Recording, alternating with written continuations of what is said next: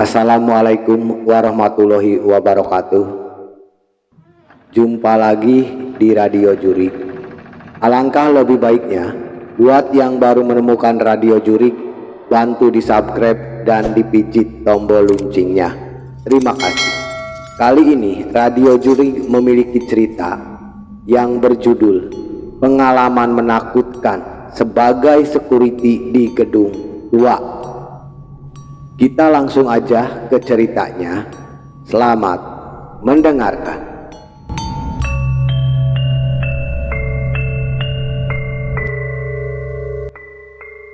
Perkenalkan, nama aku Nanang. Cerita ini bermula dari pengalaman aku waktu kerja sebagai security di sebuah gedung tua di Bandung.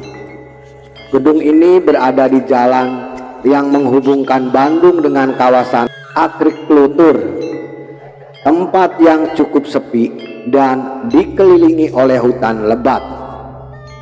Aku mulai kerja di sini sekitar akhir tahun 2013 setelah sempat menganggur karena ibu aku meninggal. Kebetulan aku ditawarin balik ke tempat kerja yang lama aku, tapi di unit yang berbeda, unit gudang dan produksi yang katanya cukup angker. Pertama kali aku survei lokasi, aku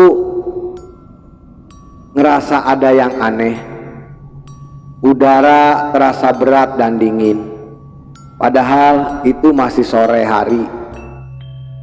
Aku sampai di sana sekitar lewat maghrib, dan teman-teman yang lain bilang mereka juga sering ngerasa ada yang enggak beres di gedung tua itu.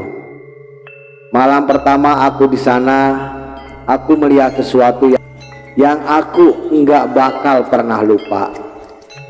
Jam pada waktu itu baru menunjukkan pukul 10 malam. Aku sedang ronda di area belakang gedung. Tiba-tiba aku mendengar suara langkah kaki di lantai atas. Padahal aku tahu sendiri bahwa gedung itu seharusnya udah kosong. Semua pegawai sudah pada pulang. Dengan perasaan yang berat, aku memutuskan untuk naik ke lantai atas, mengecek sumber suara tersebut. Sesampainya di lantai atas, aku melihat sesuatu yang membuat bulu kuduku dan bulu kuduku berdiri. Ada sosok perempuan tergantung di udara, kakinya menyentuh dinding dan dia bergerak merayap naik ke dinding itu. Aku kaget setengah mati, nggak percaya sama apa yang aku lihat. Sosok itu naik sampai sekitar 3 meter sebelum akhirnya jatuh dengan keras ke lantai. Bunyinya geduk terdengar begitu nyata dan mengejutkan. Teman aku inisial Asep yang kebetulan lewat langsung, begitu juga mereka teriak sangat kaget. Tapi yang lebih bikin aku nggak bisa tidur malam itu adalah sosok perempuan itu. Ususnya keluar, tapi anehnya nggak ada darah sama sekali. Perutnya terbuka tapi bersih, seolah-olah kejadiannya bukan di dunia nyata. Kejadian itu bikin aku dan Asep langsung lapor ke komandan. Tapi yang lebih mengejutkan, komandan aku cuma bilang, kamu pasti ketiduran dan mimpi, nggak ada yang percaya sama kami. Jadi aku dan Asep memutuskan untuk ngulik lebih dalam tentang sejarah gedung itu.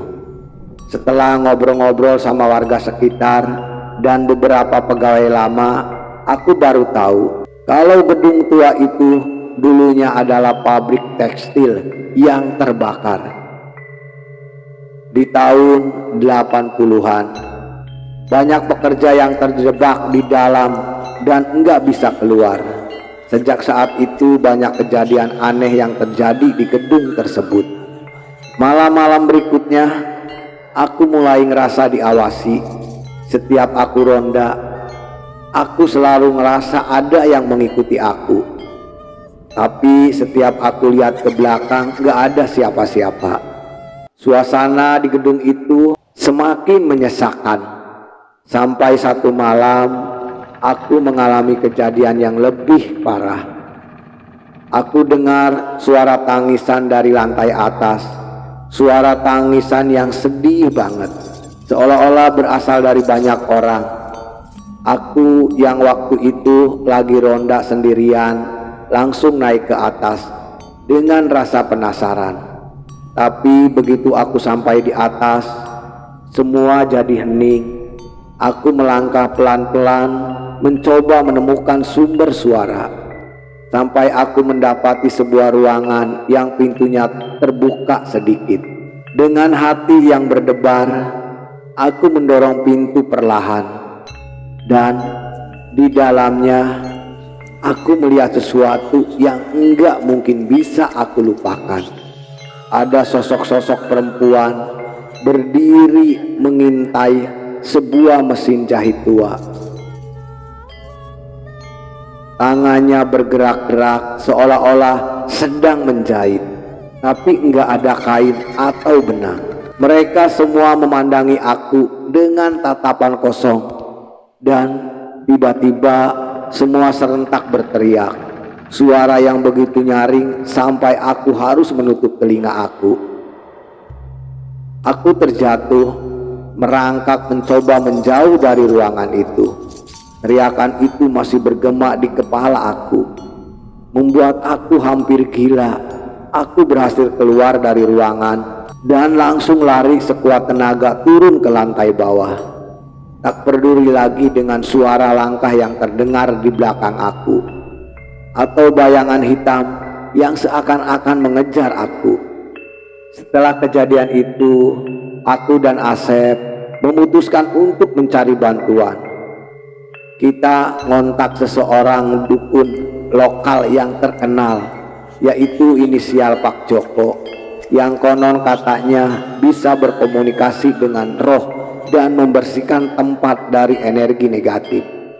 Dengan berat hati, Pak Joko setuju untuk datang ke gedung itu. Tapi dia bilang ini bukan pekerjaan yang mudah. Malam itu Pak Joko datang langsung merasa ketidakberesan. Dia bilang gedung itu sudah lama dihuni oleh roh-roh yang tidak tenang, yaitu korban kebakaran yang terjadi puluhan tahun lalu. Dimulai melakukan ritualnya sambil aku, Asep, dan beberapa teman yang penasaran mengamati dari kejauhan. Tengah malam saat ritual berlangsung, lampu di seluruh gedung tiba-tiba padam. Suasana menjadi sangat mencekam. Hanya terdengar suara Pak Joko yang terus melantunkan mantranya. Kemudian tiba-tiba ada angin kencang yang berhembus di dalam gedung. Meski semua jendela dan pintu sudah tertutup rapat, aku bisa merasakan kehadiran sesuatu yang sangat kuat. Bayangan-bayangan hitam mulai muncul, bergerak tak menentu, dan suara tangisan kembali terdengar. Kali ini lebih keras, seolah-olah meratapi nasib mereka. Pak Joko semakin keras melantunkan mantranya. Keringat membasahi dahinya, tapi dia tetap fokus. Setelah beberapa saat yang terasa seperti abadi, semuanya tiba-tiba berhenti. Lampu gedung menyala kembali dan suasana terasa jauh lebih ringan. Pak Joko tertunduk lemas, tapi di wajahnya terlihat tanda kelegaan. Dia bilang kalau roh-roh tersebut sudah tenang dan tidak akan mengganggu lagi.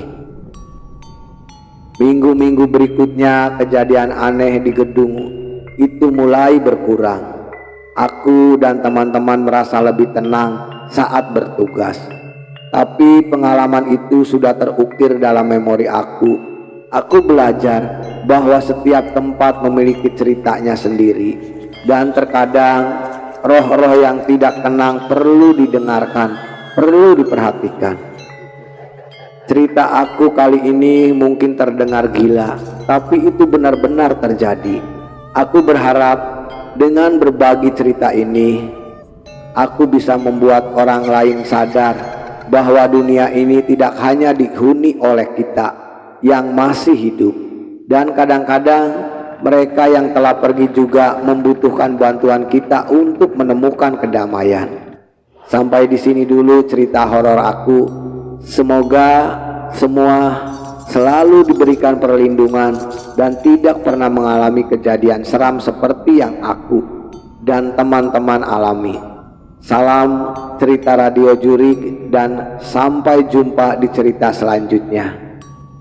Alangkah lebih baiknya buat teman Radio Jurik yang baru menemukan Radio Jurik, bantu di subscribe dan dipijit tombol loncengnya agar bisa mengikuti cerita-cerita Radio Jurik yang lebih seru dan lebih seram lagi. Itulah cerita Radio Jurik yang memiliki judul Pengalaman Menakutkan Sebagai Security di Gedung Tua. Semoga bisa menghibur teman Radio Jurik semuanya, dan kami mengucapkan selamat beraktivitas, tetap semangat. Hantu itu ada.